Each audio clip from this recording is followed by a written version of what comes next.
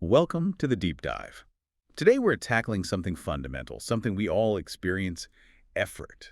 Whether it's a car needing petrol, an animal chasing prey, or us just trying to get through the day, there's this constant need for energy, for what we call work. That's absolutely right. Every single system, living or mechanical, needs that continuous energy input.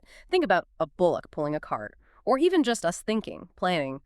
We expend energy constantly, and we generally say we're working hard when we do these things. Okay, so let's dive into that because our mission today is to really explore this surprising gap between what we feel as hard work in our daily lives and the very strict scientific definition of work. It leads to some conclusions that might seem quite strange at first. Exactly. We're going to unpack the science using your sources. We'll look at work itself, the physics behind force and movement, and then, crucially, where it all comes from energy. Energy, the actual capability that makes anything happen. Let's start with the real head-scratcher, the paradox. Imagine three different scenarios, three people who are completely wiped out, totally exhausted by their efforts. Okay, first picture Kamali. She's deep in exam preparation, reading, drawing diagrams, trying to organize all these thoughts, maybe pulling all-nighters. You know the feeling. She's mentally, physically drained. Right. Scenario two, you. You're pushing against a massive boulder, straining with everything you've got, muscles burning, sweating buckets, but that rock doesn't move, not even a millimeter. You finally give up, just exhausted. And the third one, a porter at a railway station, maybe? He lifts a really heavy load, say 15 kilos, balances it perfectly on his head, and then just stands there. Stands completely still for, let's say, 5 whole minutes, waiting. He's holding it up against gravity, feeling the strain. Okay, 3 cases of serious effort. Now here's the kicker from physics. In every single one of those situations, Kamali studying, you pushing the unmoving rock, the porter standing still with load science, says no work was done. Absolutely none. It sounds wrong, doesn't it? Especially the rock pusher. They're clearly burning energy, their body's working overtime. So if no scientific work is done, where does all that biological effort, that energy actually go? That's the core distinction we need to make clear. Precisely. Physics, when it talks about work, is only concerned with a mechanical interaction with the outside world. Your internal effort, the sweating, the fatigue that's biologically real, but it's not mechanical work. For work to happen in the scientific sense, 2 conditions, 2 very specific things must be met. Okay, what are they? 1, a force has to be applied to an object, and 2, that object must be displaced. It has to move. There must be movement in the direction of the force, or at least a component of the force. So the movement is key. If the displacement is 0, like the rock or the porter just standing there, then the work done is 0. Simple as that. Mathematically, yes. W equals F times S, force times displacement. If S is 0, W is 0. But if I push, say, a small pebble and it rolls a meter, Work is done. or a girl pulls her toy trolley across the room. Work is done. Force applied, movement achieved. Simple. Okay.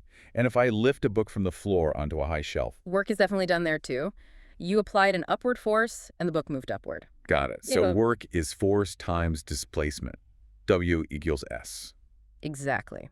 And the unit we use to measure this work is the joule, symbol J. 1 joule is defined quite precisely. It's the work done when a force of 1 Newton displaces an object by 1 meter along the line of action of the force. Okay, so work has a quantity, a magnitude, like 10 joules or 225 joules.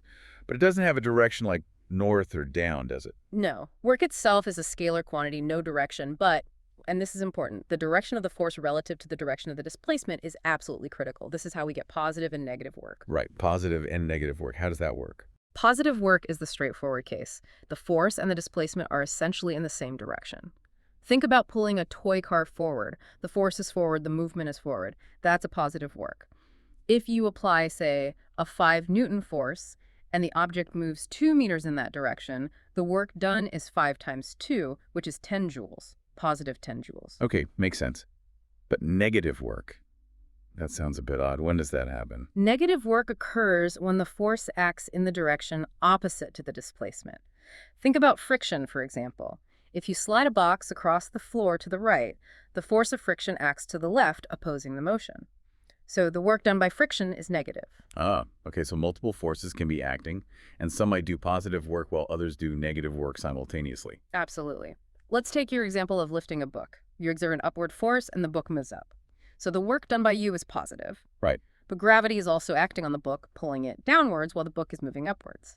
The force of gravity and the displacement are in opposite directions. So gravity's doing negative work on the book as I lift it. Precisely.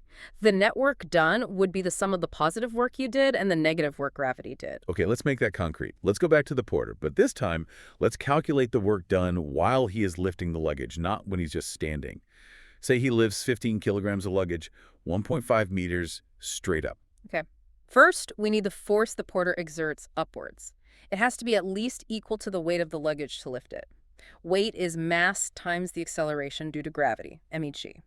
Let's use g as approximately 10 meters per second squared for simplicity. So 15 kilograms times 10 meters squared. That's 150 newtons of force needed upwards. Correct. And he lifts it through a displacement as of 1.5 meters upwards. The force and displacement are in the same direction. So the work done by the porter is force times displacement. 150 newtons multiplied by 1.5 meters. Which comes out to 225 joules. That's the positive work the porter does against gravity during the lift. And during that same lift, gravity is doing negative 225 joules of work. Exactly. The work done by gravity is negative because its force is down while displacement is up. Okay, that clarifies the positive-negative distinction. Now, this 225 joules of work done by the porter, where does the ability to do that work come from? Now you're asking about energy. Energy is the fundamental concept here. It's defined simply as the capability or the capacity to do work. So if an object does work, it uses up some of its energy. It transfers energy. The object doing the work loses energy, and the object on which the work is done gains that energy. It's always a transfer or a transformation. And where does all this energy in the universe originate? Well, the ultimate source for us on Earth is overwhelmingly the sun. It powers almost everything. But your sources also mention other significant sources, like the energy locked within atomic nuclei, the geothermal heat from deep inside the Earth, and even the energy in ocean tides. Right, and energy exists in so many different forms. You've got heat energy, chemical energy from food or fuel, electrical energy, light energy. And the one we've mostly been discussing implicitly, mechanical energy. This is the energy associated with the motion or position of an object. And it generally breaks down into two main types. Okay, what's the first type? Kinetic energy. This is the energy an object possesses simply because it's moving.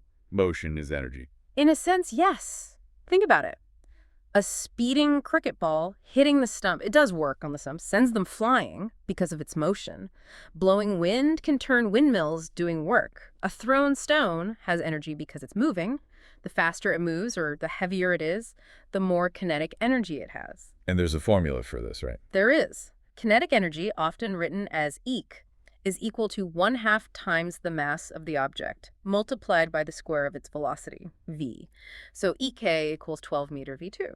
The square of the velocity. So speed matters a lot more than mass. It has a much bigger impact, yes. If you double the speed, you actually quadruple the kinetic energy. That's why high-speed collisions are so much more destructive. I remember an activity mentioned, something about a trolley hitting a block. Yes. Activity 10.7. You have a moving trolley, which has kinetic energy. When it collides with a stationary wooden block, it exerts a force on the block and displaces it, doing work. The trolley transfers its kinetic energy to the block, making it move. It's a clear demonstration that a moving object possesses the energy to do work. Okay, so that's energy of motion, kinetic energy. What's the other side of mechanical energy? That would be potential energy. This is stored energy. It's the energy an object has not because of its motion, but because of its position or its configuration, how it's arranged or stressed. Like stored energy, like stretching a rubber band. Exactly. When you stretch it, you do work on it, and that energy gets stored in the stretched rubber as elastic potential energy. It has the potential to do work when you let it go. Same idea when you wind up a toy car's key or draw back the string of a bow. Ah, the bow and arrow. That's a great example. You pull the string back. Doing work against the elastic forces of the bow, storing potential energy in the stressed limbs and string. And when you release? That stored potential energy is rapidly converted into kinetic energy of the arrow, sending it flying off. So potential energy is often related to forces like elasticity or gravity. Yes, gravitational potential energy is a very common and important type. When you lift an object, like that book earlier, you do work against the force of gravity. And that work isn't lost, it's stored. It's stored in the object simply because of its higher position in the gravitational field. The energy gained by the object is equal to the work done on it to lift it. Is there a formula for that too? Yes, the gravitational potential energy, EEP, is equal to the mass of the object m times the acceleration due to gravity g times the height it's lifted to relative to some reference level. So EP equals mass ETOG. Mass times gravity times height. Simple enough. But there's a neat point here. The work done against gravity, and therefore the potential energy gained, depends only on the vertical height difference h. It doesn't matter what path you take to get there. What do you mean? Imagine lifting a block straight up 1 meter. You gain Mosh potential energy. Now imagine pushing that same block up a long, gentle ramp to reach the same 1 meter height. You might travel a much longer distance along the ramp, but the vertical height gain is still just 1 meter. So the potential energy gained is exactly the same in both cases. Exactly the same. The path is irrelevant for the change in gravitational potential energy. Only the starting and ending heights matter. That's interesting. So we have kinetic energy, motion, and potential energy, position configuration, and they can convert back and forth, like with the bow and arrow. Precisely. And this constant interplay, this conversion, leads us to one of the most fundamental laws in all of physics. Which is? The law of conservation of energy. It's a profound idea. It states that energy can change from one form to another, like potential to kinetic or chemical to heat, but it can never be created out of nothing, nor can it be destroyed. The total amount of energy in an isolated system always remains constant. Always constant. Never created, never destroyed, just changing form. That's the essence of it. Consider a simple object in free fall. Let's ignore air resistance for a moment. At the very top, just before it drops, it has maximum potential energy and zero kinetic energy because it's not moving yet. Right. As it falls, its height h decreases, so its potential energy goes down. But its speed v increases, so its kinetic energy, 12 millib2, goes up. And the law says? The law says that at any point during the fall, the sum of its potential energy and its kinetic energy will be exactly the same as the potential energy it started with at the top. The potential energy loss is perfectly converted into kinetic energy gained. Total mechanical energy, PE plus KE, is conserved. So that explains our paradox from the start, too, in a way. Yeah. Kamali's effort, the rock pusher's strain, the energy they used from food wasn't destroyed. Not at all. It was conserved. It just got converted mostly into heat within their muscles, maybe some sound energy, electrical signals, and nerves, but not into mechanical work that moved an external object through a distance. So energy conserved, yes. Work done, no. Right, that ties it together. Okay, one last piece then. If two people do the same amount of work, say lifting identical boxes to the same shelf, but one does it much faster, how do we describe that difference? They did the same work, but something's clearly different. That difference is power. Power is all about how fast work is done, or equivalently, how fast energy is transferred or converted. So it's the rate, work divided by time. Exactly. Power, P, equals work, W, divided by the time T it takes to do that work. P equals WT. And the unit for power. The unit is the watt, named after James Watt, the engineer. 1 watt, W, is defined as doing 1 joule of work per second. So 1 W equals 1 J. If you lift something requiring 100 joules of work and you do it in 2 seconds, your power output is 100 J2S equals 50 watts. Let's use that example from the sources, the two girls climbing the rope. That makes it very clear. Yes. Activity 10.16 or example 10.7. You have two girls, A and B. Let's say they have the same weight, maybe 400 newtons each, and they both climb a rope to the same height, say 8 meters. Okay, same weight, same height. So the work done against gravity is the same for both, right? Force times displacement, 400 N times 8 meters. Which is 3,200 joules. Both girls do exactly 3,200 joules of work. But here's the difference. Girl A is quick. She zips up in 20 seconds. So her power is work divided by time. 3,200 joules divided by 20 seconds. That's 160 watts. No, girl B takes her time. Maybe she's less strong or just pacing herself. She takes 50 seconds. Her power output is 3,200 joules divided by 50 seconds. That works out to only 64 watts. Wow, big difference. Same work, 3,200 joules each. But girl A is generating much more power, 160 watts, compared to 64 watts, simply because she did the work faster. Precisely. Power tells you about the rate, the intensity of the energy transfer. Girl A is transferring energy from chemical energy in her muscles to potential energy at a much faster rate. So looking back, we've journeyed from our everyday idea of effort to the strict scientific need for both force and displacement to count as work. Then we saw how work relates to energy, the capacity to do work, which comes in forms like kinetic motion and potential position. All governed by that beautiful, unbreakable law of conservation of energy. It just changes form. And finally, we saw that how fast that energy is transferred or work is done is measured by power. It's quite an elegant, interconnected system when you lay it all out. It really is. And these transformations are happening constantly all around us, aren't they? Plants converting sunlight, fuels storing ancient energy, the whole water cycle driven by energy changes. Absolutely. The ability of energy to transform from one form to another is fundamental to literally everything that happens, which leads to a final thought, perhaps. Go on. Just think about it for a moment. What if energy couldn't change form?